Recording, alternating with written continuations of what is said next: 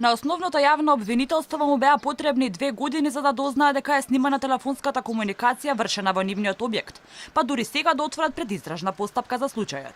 Според соопштението кое беше испратено до јавноста, со штури и нејасни информации, ОДОЈ објаснуваа дека снимањето се вршело на 2 хард диска на телефонската централа, сместена во просториите на институцијата. ОДОЈ не даваат информации кој и за која цел ги снимал тие разговори и дали опремата за снимање е донесена со пуштањето на употреба на новата зграда или пак е дополнително набавена и инсталирана. Ке се утврдат сите аспекти од настанот, вклучувајќи проверка на тендерската документација за набавка на опремата, овластувањата за нејзиното користење, како и дали во колкав обем и за кои цели е вршена употреба на снимените протоци.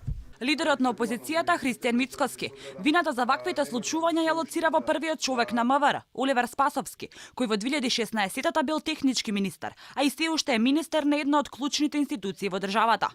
Од ВМРО-ДПМН барат оставка од Спасовски. Првите разговори се снимени некаде на почетокот на септември месец, а снимањето траело до ден денешен и тоа е периодот кога министер за внатрешни работи во Министерството за внатрешни работи е господинот Оливер Спасовски.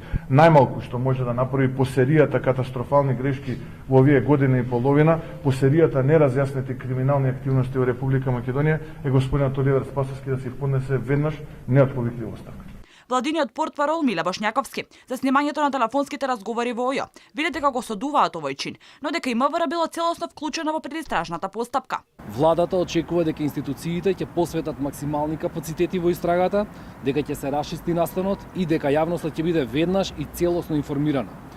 Информацијата за скандалот со телефоните во ОЈО денеска на брифинг со новинарите ја обелоденил првиот обвинител Љубомир Јовевски. Алфа не беше поканата на ваквиот брифинг, бидејќи не сме биле дел од никаков проект во обвинителството, па затоа не сме биле повикани, што е спротивно на етичките кодекси за транспарентно и професионално известување на јавноста.